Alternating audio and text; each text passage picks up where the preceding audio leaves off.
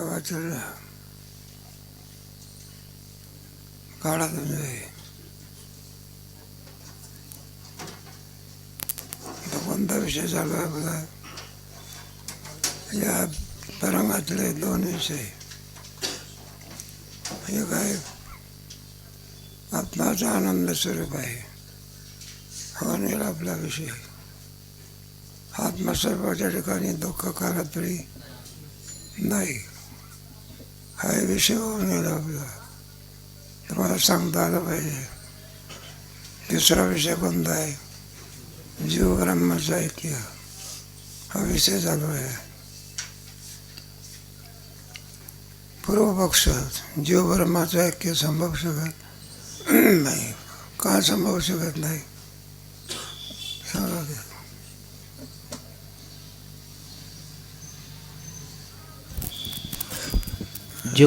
जीवाला भ्रम आहे की मी पाप पुण्याचा करता आहे, संसार दुःखाचा सुख दुःखाचा भोगता आहे आणि मला जीवाला जन्म मरणाची निवृत्तीची इच्छा आहे. आणखी बरोबर आहे की जीवाच्या ठिकाणी भेद आहेत.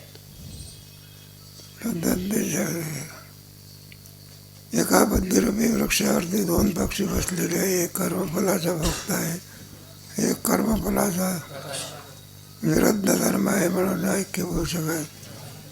तिसरा विकल्प नाही का, वेदाने कर्म उपासना सांगितलेली आहे. जर जीव ब्रह्माचं ऐक्य झालं तर कर्म उपासना फुकट झाली. मग कर्म उपासना सांगितली ना. कर्म उपासना कशा कोणाला सांगितली? कर्म जीवाला सांगितले ना.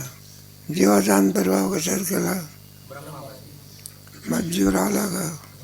मग कर्म उपासना काय गेली? फुकट गेली की निरर्थक गेली.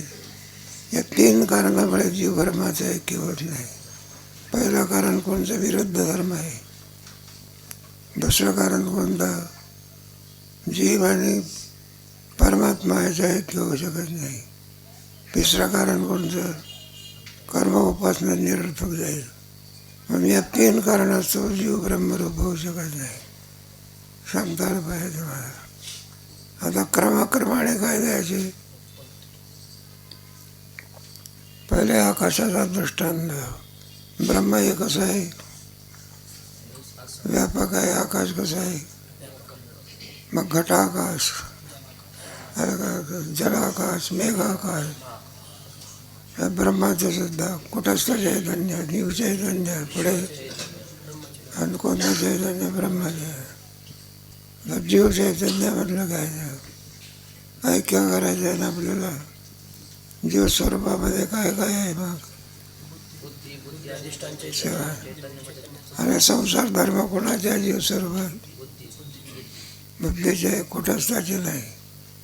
एक प्रश्न सुटला. दुसरा प्रश्न आहे, एका बुद्धिरूपी वृक्षाच्या फांदीवरती दोन पक्षी आहे. जीव परमात्मा नाही घ्यायचा, कुठंच आणि आभास.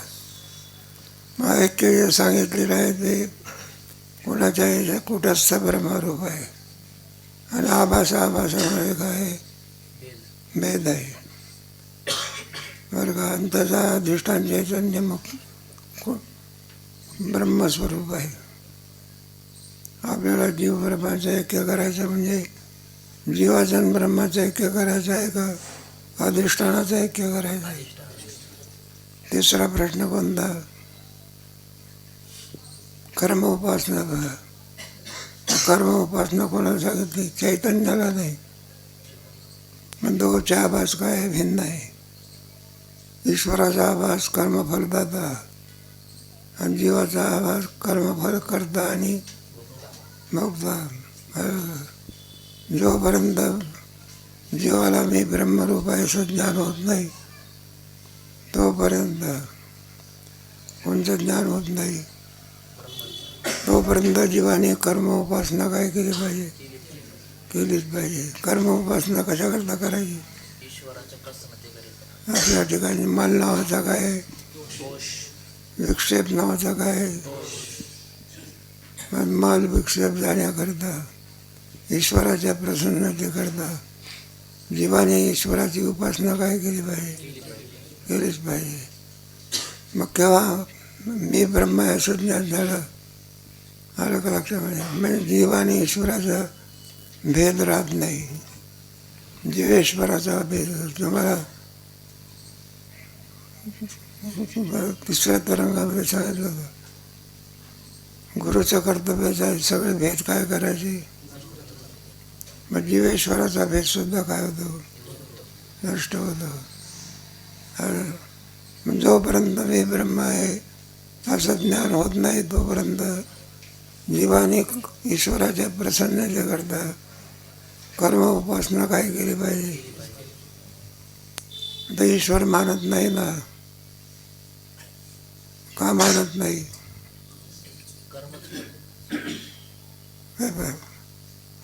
जे काही आपण एक निषिद्ध कर्म करतो त्याचं फल कर्मच देतं. मानण्याची काय नाही, आवश्यकच नाही. म्हणून ईश्वर मानण्याची काय नाही. मग याचं उत्तर काय दिलं? नाही सांगता येत. जड स्वरूप आहे. जडाला कुठं काही करत असते का? दगडावर दगड पडला, दगड कुठं ओरडतो का? का ओरडत नाही? दोघंही जडच आहे की. जडाला कुठे ज्ञान आहे का? म्हणून कर्म उपासनेचा फल देणारा ईश्वर काय केला पाहिजे? मानलाच पाहिजे. ज्याचं जसं कर्म असेल त्याप्रमाणे तो ईश्वर त्याला काय देतो. तेव्हा मी ब्रह्म हे ज्ञान कोणाला होते चाललेल्या वेळेला. मग त्याच्यामध्ये पूर्व पक्ष उत्तर पक्ष जीवस्वरूपामध्ये मी ब्रह्म हे ज्ञान कोणाला होते. त्याच्याकरता हे सगळं चाललेलं आहे. कुटस्थला होते का? का होत नाही? नाही सांगता येईल. कुटस्थला का होत नाही? तो निर्गुण निराकार आहे म्हणून त्याला मी ब्रह्म आहे असं ज्ञान होत नाही. निर्विकार आहे तो. बरं, बुद्धीला का होत नाही? ती जड स्वरूप आहे. मग कोणाला होत असते? आभासाला. पूर्वपक्ष आभासाला तरी कसं होईल? कारण आभास हा ब्रह्माहून काय आहे? भिन्न आहे. फार झालं तर कुठंच ब्रह्मरूप आहे असं ज्ञान आभासाला होईल. मीच ब्रह्म असं ज्ञान होईल का? एखादा मनुष्य नरेंद्र मोदीजवळ बसला, कोणाजवळ? भिकाऱ्याजवळ नाही, नरेंद्र मोदीजवळ बसला आणि बरं का म्हणायला लागलं मीच नरेंद्र मोदी आहे. होईल का नरेंद्र मोदी? मग कोणतं ज्ञान होईल? नरेंद्र मोदी प्रधानमंत्री आहे असं झालं तर काय होईल ज्ञान? का मीच प्रधानमंत्री आहे. त्याप्रमाणे आभासाला मीच ब्रह्मरूप आहे असं ज्ञान होऊ शकत. आणि त्याच्याकरता आभासालाच होते. एवढ्याकरता आभासाच्या 7 अवस्था चालू आहे. कोणत्या कोणत्या? ज्ञान, आवरण, विक्षेप, परोक्ष, अपरोक्ष, शोकनाश, आनंद. कला पण 2-3 पाहिलं की. अज्ञान म्हणजे न कळणे.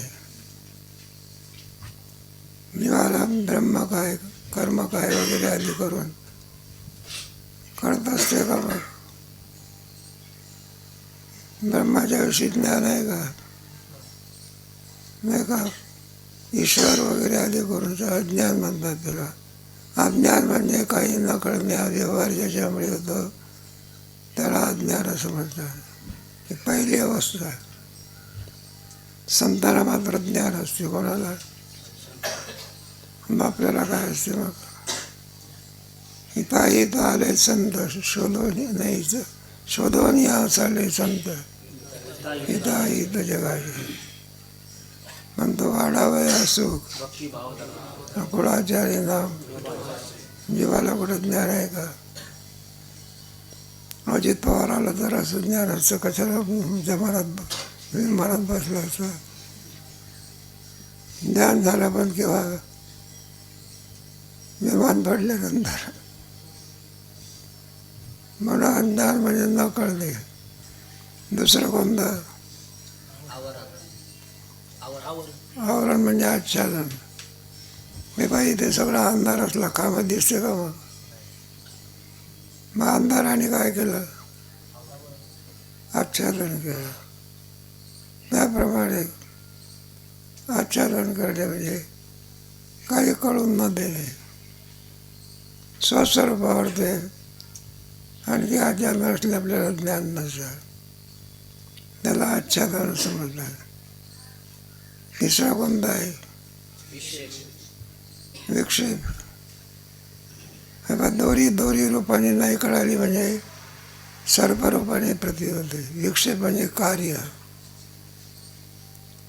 हे अनंत शरीर आहे, शरीराच्या ठिकाणी होणारा अभिमान, त्याच्यापासून नाना प्रकारची दुःख, याला विक्षेप असं म्हणतात. अज्ञान, आवरण, विक्षेप या अज्ञानाच्या अवस्था आहे. पुढे परोक्ष. आपल्या शास्त्रावरून, शास्त्र श्रवणावरून, सत्संगतीमुळे कळून शकतं मी देह नसून किंसारी भाव ब्रह्मरूप निस्संदेह ज्ञान होणार.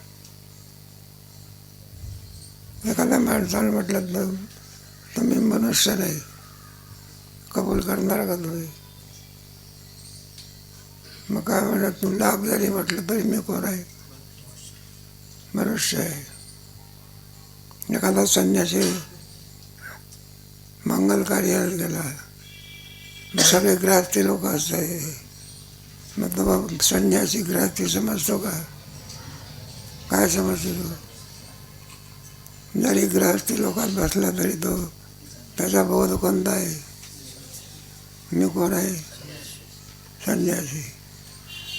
त्याप्रमाणे अज्ञानी लोकात जरी बसला तरी त्याचा बोध असतो मी कोण आहो.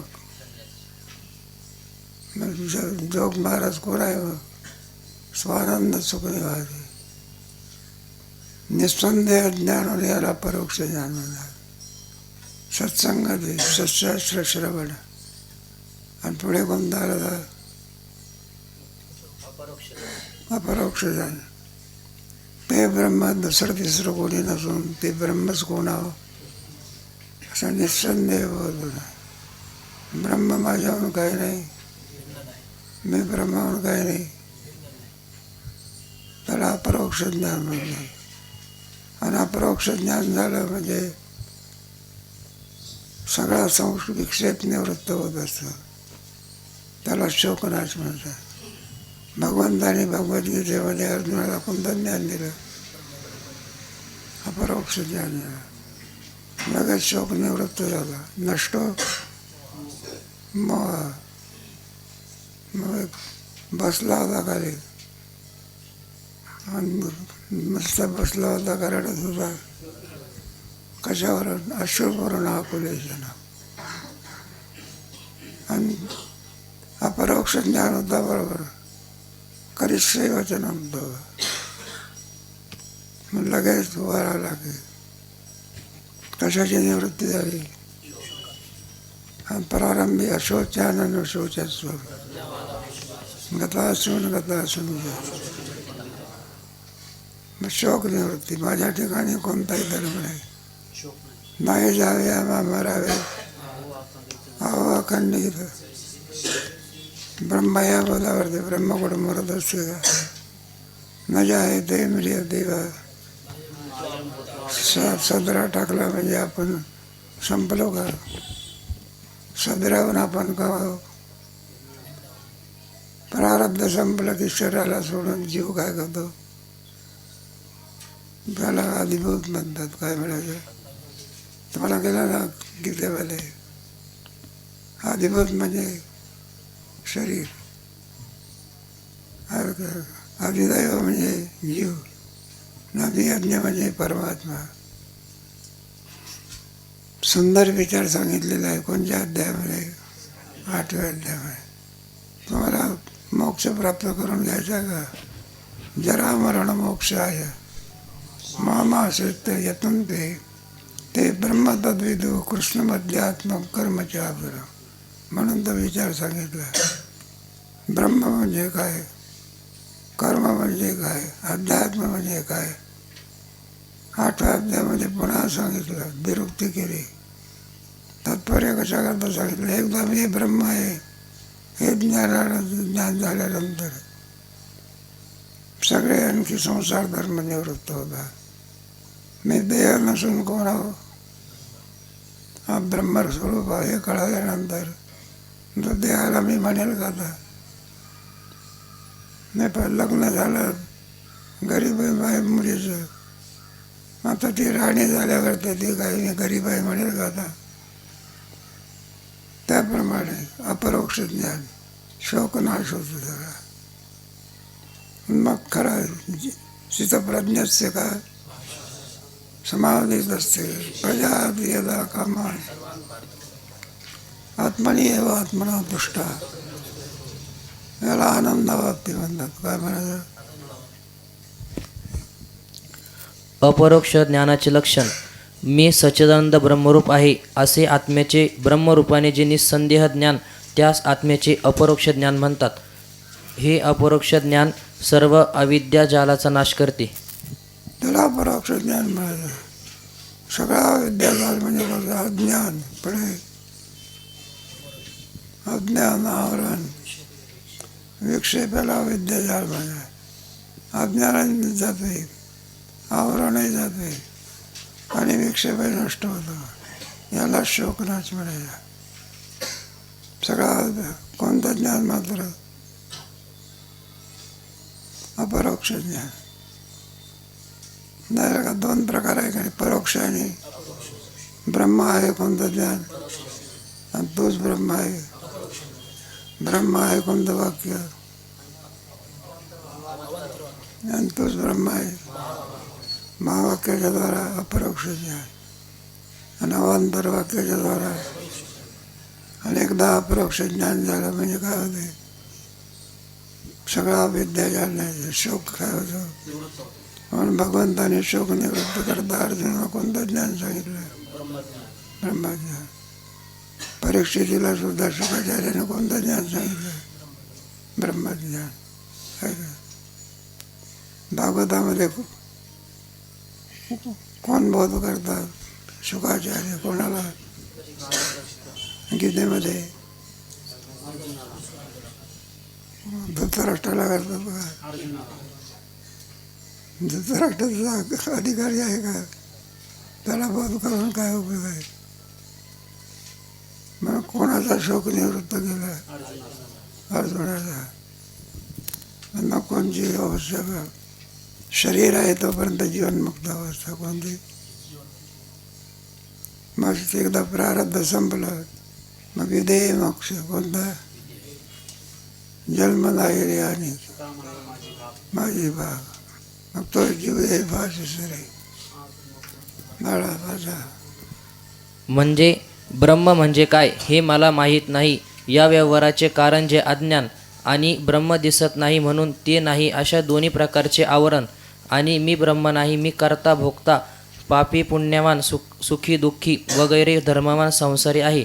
अशा प्रकारचा भ्रमरूप जो विक्षेप आणि पूर्वावस्था कोणते? मी कर्ता आहे, मी पापी आहे, मी कोण आहे? पुण्यवान आहे. याला विक्षेप म्हणतात. काय म्हणायचं? मी सुखी आहे, मी कोण आहे? मी जन्मणार आहे, मी कोण आहे? हा सगळा विक्षेप अपरोक्ष ज्ञान झालं म्हणजे जातं.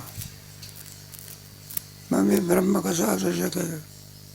शास्त्राद्वारा सत्संगतीच्या द्वारा ब्रह्म हे आपल्याहून भिन्न नसून काय आहे? हे बघ, नाही तुम्हाला नेहमी दृष्टांत.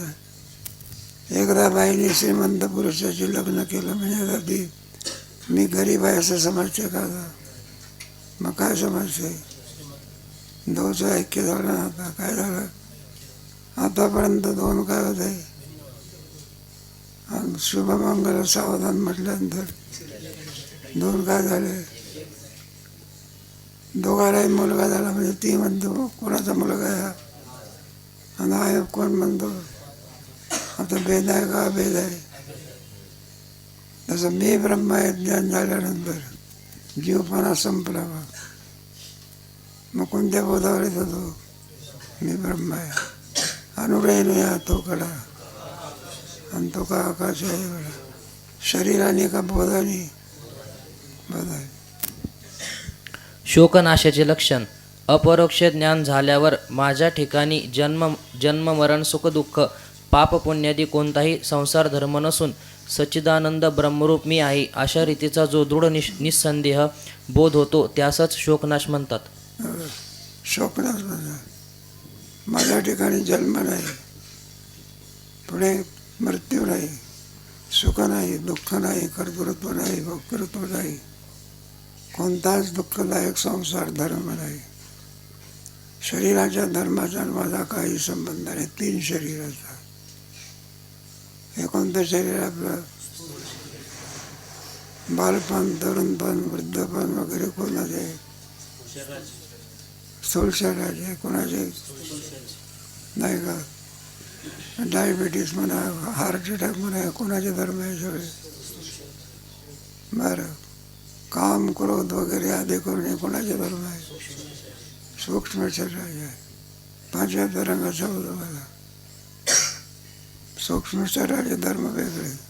काम आहेस, क्रोध आहेस, रजोगुणाचं, महाशनो, महापापा आणि अज्ञान हा कारण शरीराचा धर्म आहे. हे सगळे सुखाला कारणीभूत आहे का दुःखाला कारणीभूत आहे. शरीर कुठं सुखाला कारणीभूत आहे का, जावे त्याचा वंश आहे तेव्हा कळे. काही आजार नसतो तरी सुद्धा मला बाबा काय झाले, कोणी म्हणतो माझा कानात दुखतो, कोणी म्हणतो माझा डोळ्यात दुखतो, कोणी म्हणतो माझा आमका. म्हणून शरीर त्याच्यामध्ये एक दुःख आहे का नाना प्रकारचे दुःख आहे. शरीर दुःखाचे कोठार आणि शरीर रोगाचे आणि शरीर दुर्गंधीचे बाह्य पवित्र चांगले पदार्थ असतात. जेवण करण्याच्या पूर्वी पदार्थ कसे असतात आणि एकदा पोटात गेल्यानंतर तसेच राहतात का. बरं का, जास्त पदार्थ सेवन केले तर संडास काय ठेवावा लागतो काय काय. मग त्या चांगल्या पदार्थाला घाण कोणी केलं, आपल्या पोटाने केलं. यावरून शरीर दुःखाचे, शरीर दुर्गंधीचे तार असं आहे. याला विक्षेप असं म्हणतात. एकदा मी ब्रह्म असं ज्ञान झाल्यानंतर सगळे विक्षेप काय झाले, संपले. पुढे यात कुटस्थ रूप आत्म्याच्या ठिकाणी जो जन्म मरणाचा निषेध सांगितला त्यावरून सर्व अनर्थांचा आपोआप निषेध झाला असे समजावे. कारण जन्मानंतरच सर्व अनर्थांची प्रतीती होते. जन्मच नाही असे म्हटल्याने त्यानंतरची सर्व दुःखे सहजच जातात. याचेच नाव शोकनाश. म्हणतात जन्म आणि मृत्यू 2 दुःख आहे. जन्माचं दुःख, आपण जन्माला आलो म्हणून हे सगळं दुःख आपल्या पाठीमागे लागलेलं आहे. जन्मच नाही मग दुःख कुठले. मग जन्म म्हटल्यानंतर शरीर आलं. जन्म कोणा जीवाला धर्म होत असते का शरीराला. मग शरीराला बालपण पुढे, तरुणपण पुढे, 13वा देवाचा घेतला त्याच्यामध्ये सगळं आहे. बरं का, जन्म मृत्यू जरा व्याधी दुःख दोष, जन्म मृत्यू जरा व्याधी दुःख दोष. आणि एखाद्या माणसाने शिवी दिली आपल्याला, मग काय आपल्याला काय आनंद वाटत असतो का. मग काय वाटते, हानू का म्हटलं तुला. म्हणून हे सगळे धर्म जन्म मृत्यू जरा व्याधी दुःख दोषानुदर्शनम सुखाला कारणीभूत नसून कशाला कारणीभूत आहे? दुःखाला कारणीभूत आहे. जन्मच नाही. आत्म्याला कुठे जन्म आहे का? मग जन्म नाही म्हणून मरण नाही. हे सगळे दुःख कोणाचे आहे? उपाधीचे दुःख आहे, शरीराचे दुःख आहे. मग आपल्याला शरीर आहे असं समजतो का शरीराहून भिन्न असलेल्या आत्म्याला आपलं शरीर समजतं? याला काय म्हणायचं? शोकनाद. आणि ही स्थिती प्राप्त झाली म्हणजे त्याला म्हणत असतात, म्हणजे लावायचं 14व्या अध्यायामध्ये गुणातीत पुरुष, 12व्या अध्यायामध्ये भक्त, अद्वैष्टा सर्व, गीतेच्या 2ऱ्या अध्यायामध्ये स्थितप्रज्ञस्य का, त्याला आनंद म्हणतात. ते जोग महाराज बरं का कोणत्या स्थितीत होते? स्वानंद सुखदवाची. त्यांना शोक आहे का? मग आनंदाने देह ठेवतात. शोकाची काय झालेली आहे? निवृत्ती. म्हणून हे ऐश्वर्य कोणामुळे लाभतं? मी ब्रह्म आहे असं कळायला पाहिजे. या बोधावरती आला म्हणजे संपलं सगळं. जोपर्यंत जीवदशा आहे, एवढा मोठा चांगदेव खरा पण कोणत्या दशेत आहे? आहे का? योगाचे सगळे सामर्थ्य झालं प्राप्त झालं. तर ज्ञानेश्वर महाराजाच्या दर्शनाकरता पायी चालायचो का? पायी चालायचो का म्हटलं? मग कशावर बसून आला? आणि त्यांचा वाघ कुठं जमिनीवर चालत होता का? मग कुठं चालत होता? आकाशात. आणि वाघाला हाकण्याकरता काय होतं? दोरीचा साप होता का?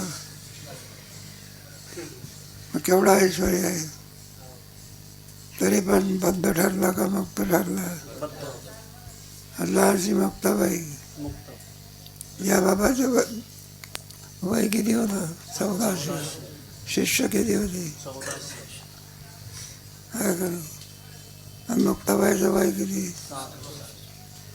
1400 वर्षे 2 टिंब पुसून टाकायचे.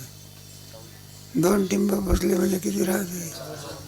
14च्या निमे किती वर्षाची मुक्ताबाई? आणि हा बाबा कोणाचा गुरु झाला? मग शिष्य नाही गुरु. अरे मुक्ताबाईचे शिष्य देशाचं कोणाचा गुरु आहे? म्हणजे 1400 शिष्याचा काय होता? गुरुपदाला लायक नव्हता. गुरुचे लक्षण तुम्हाला कोणत्या तरंगात आहे? श्रोत्रिय काय करे? जवळ वयावर काय अवलंबून आहे? रिद्धिसिद्धीवर काय अवलंबून आहे? बोधावर अवलंबून आहे. सुंदर ग्रंथ आहे, त्याचं नाव आहे चांगदेव 65. पोरं पाठ करून टाकतो. काय संस्थाने ठेवले आहे ना चांगदेव 65? नाही, ठेवायला पाहिजे. चांगले स्वच्छश्री वटे सुजवलं बोली जगला 10वी मगरास प्रगटला 65 उभ्या त्याच्या. तेव्हा आनंद वाटते असं म्हणतात. एकदा मी ब्रह्म आहे असं ज्ञान झालं, अपरोक्ष ज्ञान झालं म्हणजे सगळ्या अविद्या ज्ञान नष्ट होत आहे. पुढे आनंद वाप्तीचे लक्षण. ज्यावेळी जीवास मी ब्रह्मरूप आहे असे निस्संदेह ज्ञान होते, त्यावेळी जो विलक्षण हर्ष होतो त्यास अतिहर्ष किंवा आनंदवाप्ती म्हणतात. असं आहे. परमोच्च पद प्राप्त झालं, निवडून आला म्हणजे किती आनंद होता. जावे त्याच्या वंशात. माझं काय हे पोत्याने गुलाल टाकला आणि जे वाजवतात निवडून आलेल्या माणसाला किती दुःख, आपला आनंद होतो. जावे त्याच्या वंशात आणि पडला तर किती दुःख होते. जावे त्याच्या वंशात. मग अशी स्थिती प्राप्त करून घेणे, ज्याला पूर्ण स्थिती असं म्हणत असतात. तुमच्या गीतेच्या दुसऱ्या अध्यायामध्ये हा विषय भगवंतांनी सांगितलेला आहे. जीव दशेतून ज्या वेळेला हितप्रज्ञस्य का भाषा ज्या बोधावर येत असतो, मग त्याच्या ठिकाणी काय ध्यायते विषयांपुंसा सुंदर वर्णन केलं. राग द्वेष वियुक्तैस्तु विषयाने आत्मवशे विधेयात्मा प्रसादे सर्व दुःखानां प्रसन्न चेतसो यासी नास्ति भक्ती. सगळे हितप्रज्ञाची काय लक्षण आहे, याला म्हणतात आनंद भक्ती. खरा आनंद कोणाला आहे? ज्ञानेश्वर महाराज तुकोबरायला, यांना खरा आनंद आहे.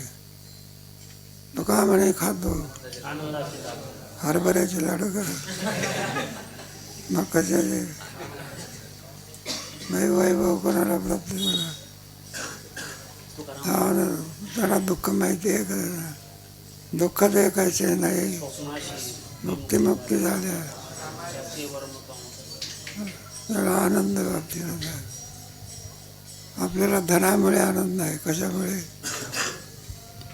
म्हणजे उपाधीमुळे आनंद आहे. आपल्याला चहा प्या मिळाला तर आनंद, अन्न वेळेला मिळाला तर अनुगमन तुला, मग त्यांना निर्विषय आनंद. तुमच्या याच तरंगामध्ये गेला ना, कोणत्या तरंगात तिथे गेला ना, आहे बा, त्याच्यामध्ये म्हटलं आहे आपल्या ठिकाणी भ्रांती आहे की त्यांच्या ठिकाणी बोध आहे. तेव्हा ते काय आहे, विषयापासून होणारा आनंद विषयाचा नसून कोणाचा आहे? हे ज्ञान कोणाला आहे?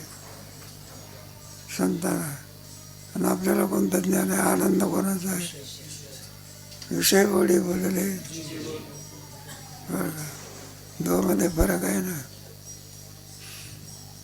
पुढे वाचा. याप्रमाणे आभासाच्या 7 अवस्था सांगितल्या.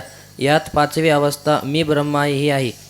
शिष्य: महाराज, आभासाच्या 7 अवस्था मला समजल्या. त्यास मी ब्रह्मा आहे असे ज्ञान कसे व्हावे व होत असेल तर ते मिथ्या का नाही याचे समाधान झाले नाही. आता शंका झाली. मला जीवाला मी ब्रह्मा असं ज्ञान होऊ शकत नाही. मला कसं होऊ शकेल? कारण आवाज जो आहे तो ब्रह्माहून काय आहे? भिन्न आहे. का दोचं ऐक्य कसं होऊ शकेल? भिन्न असलेला एक लग्नाचा दृष्टांत. जिची वधू असते तिची बहीण कुठं उभी असते बघा, अशी वधू समजते ना लग्नाच्या वेळेला, बरं का. मग त्या वधूची बहीण काय होते, अशी शेजारी असते. आणि एकदा शुभमंगलम झालं, ऐक्य कोणाचं होते? ऐक्य कोणाचं होते? वधूचं होते. तिच्या बहिणीचं होते का? आलं का? नक्की का होते? तिच्या बहिणीचं का होत नाही? ती वधून काय ती भिन्न आहे नाही ना. तसा आभास हा ब्रह्माहून काय, म्हणून त्याला मी ब्रह्म असं ज्ञान होईल. तो तत्स्वरूप नाही, त्याच्याहून भिन्न आहे तो. या दोचं जे ऐक्य होत असते वधू आणि वराचं होत असते. वधू जर तिचे मालक जर आणखी श्रीमंत असेल तर ती श्रीमंत होते. शेजारीच बहीण असतील ती गरीबच्या काय राहते. माझा आभास तो ब्रह्माहून भिन्न आहे. ते मग ब्रह्माहून भिन्न असलेला आभास ब्रह्मरूप होईल कसं? कारण तो कुठं उत्पन्न होतो? बुद्धीत. बुद्धीत उत्पन्न होत असल्यामुळे आभास जो आहे तो ब्रह्माहून काय आहे, म्हणून तो आभास ब्रह्मरूप होऊ शकत. बचा. माझ्या मताने माझे अधिष्ठान जो कुटस्थ तो ब्रह्मरूप आहे असे ज्ञान फार झाले तर आभासास होईल व ते यथार्थही ठरेल. पण बरोबर आहे. आभासाला फार झालं तर कुटस्थ ब्रह्मरूप आहे असं ज्ञान होऊ शकेल. मीच ब्रह्मरूप आहे असं ज्ञान होऊ शकत. आपण एखाद्या आमदाराबरोबर चाललो, मंत्र्याबरोबर चाललो. मग एखादा मनुष्य म्हणाला मी कोण आहे हे उद्याला तुम्ही गोष्ट ऐकलेली आहे, ते वेडे लोक होते. त्याला भेट देण्याकरता ते मावशी दांडेकर गेले. मग जेलमध्ये असलेले सगळे वेडे लोक त्यांना भेट द्यायची.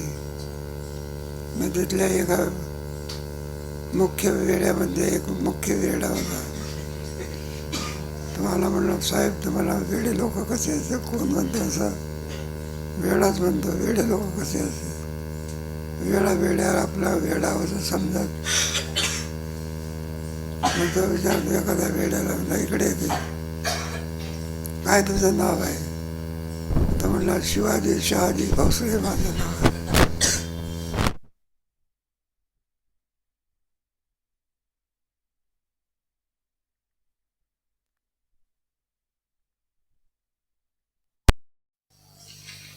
शक्य आहे का? तसा शिवाजी महाराजावरून वेडा कसा आहे? भिन्न आहे. तसा जीव आवाज ब्रह्माहून काय आहे? मग भिन्न असल्या वेळा आवाज आला. किती प्रयत्न केला तरी मी ब्रह्म याचं ज्ञान होऊ शकत नाही, अशी काय शंका आहे. बरोबर. तेव्हा कसं होतं त्याच्याकरता थोडा अधिक विचार केला. तर शास्त्र म्हटल्यानंतर ज्याच्यात विचार सगळा भरलेला असतो त्याला शास्त्र म्हणतात. त्याच्याकरता अधिकरणाचा विचार केला. बाद समानाधिकरण, मुख्य समानाधिकरण. बाद समानाधिकरण म्हणजे काय? मुख्य समानाधिकरण म्हणजे आपल्याला जीव ब्रह्माचं काय करायचं आहे?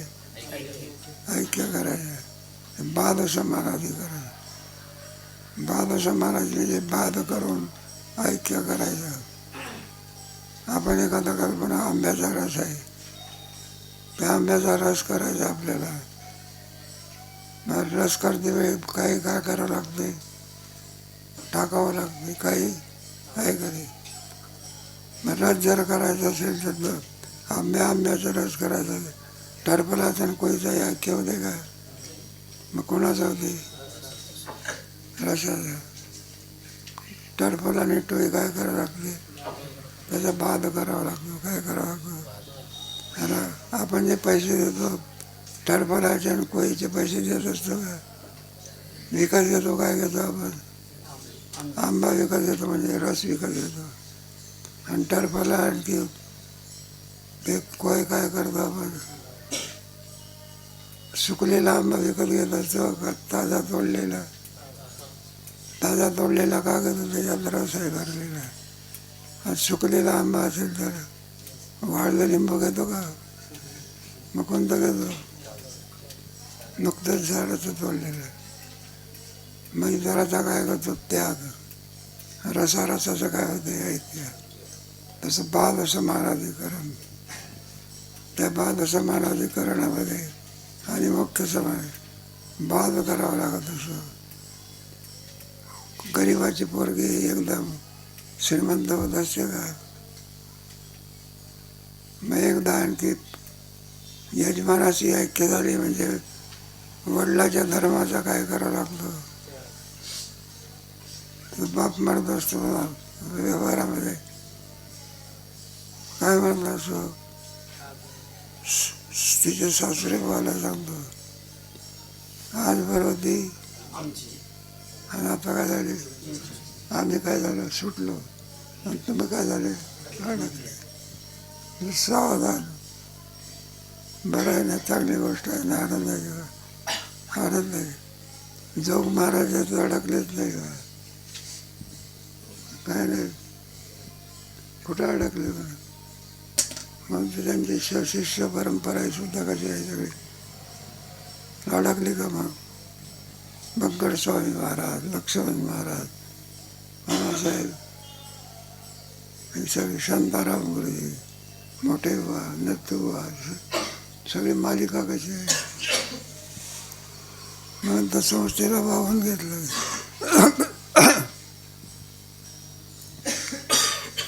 बाद समाज म्हणजे ऐक्य करते वेळी काही टाकावं लागत असतं.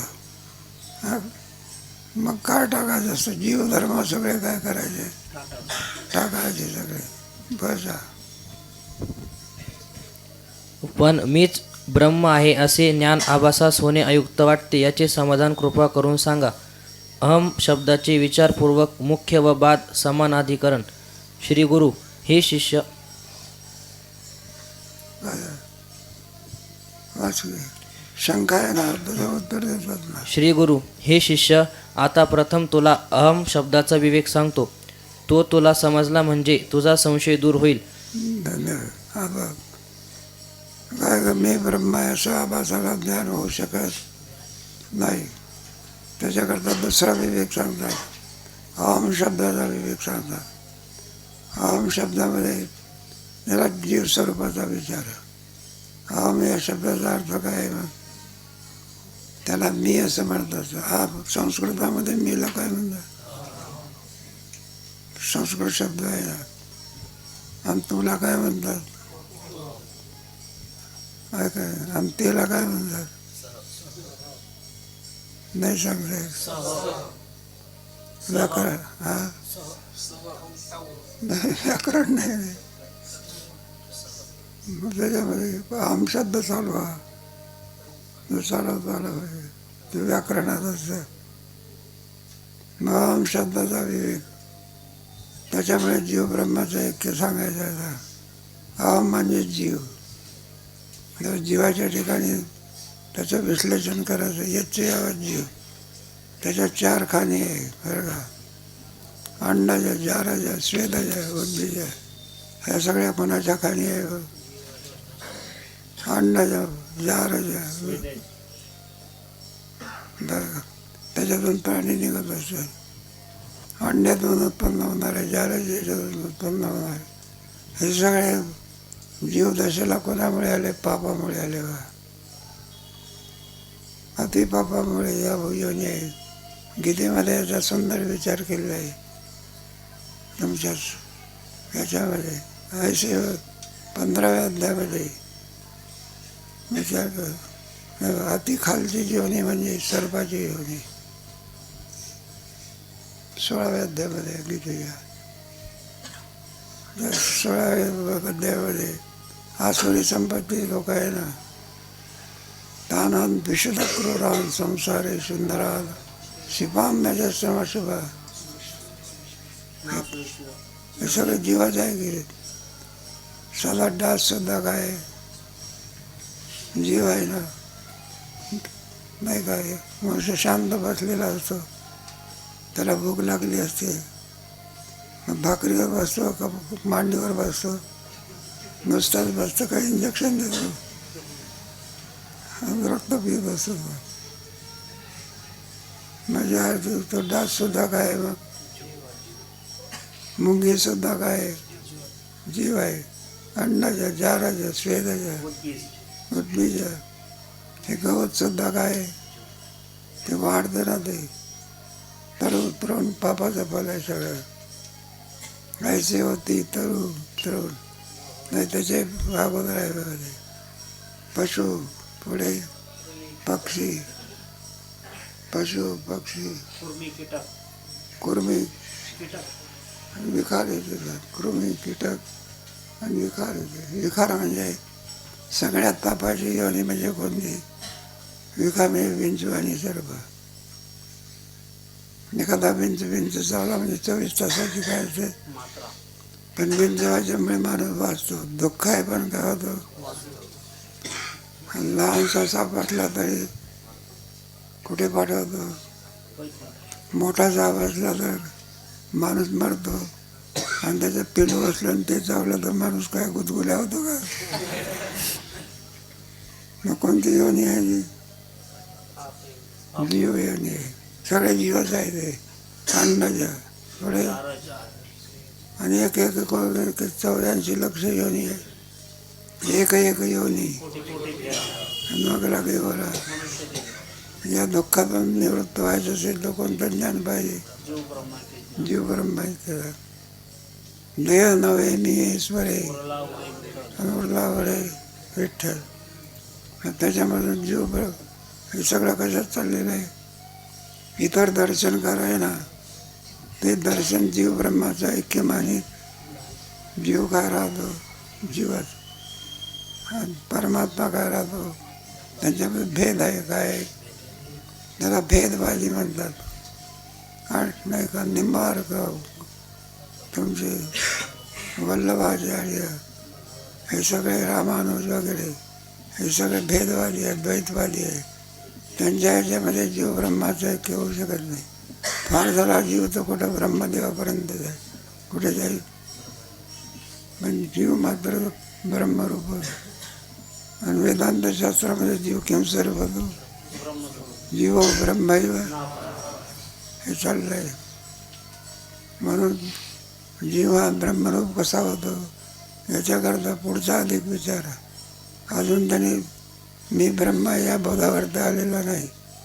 म्हटलं जीव ब्रह्माहून असलेला हवा जीवरूप होऊ शकत, त्याच्याकरता तो कोणतं अधिकरण आहे? बहादरला एक अधिकरण आणि एक मुख्य अधिकरण याचा विचार आहे. तेव्हा दोचा विचार कधी करू इथे नाही का लक्षात, मागचं लक्षात आहे. अजूनही तो ब्रह्म या बोधावरती आलेला माझा कोणतं अधिकरण? बहादर समान अधिकरण आणि मुख्य समान अधिकरण. चांगला विचार आहे हा. याचा विचार कधी करू? आजही केला असता पण एकदम देणं चांगलं नाही, थोडं थोडं वाढलं पाहिजे जेव्हा. जाऊ द्या. श्री गुरुचरण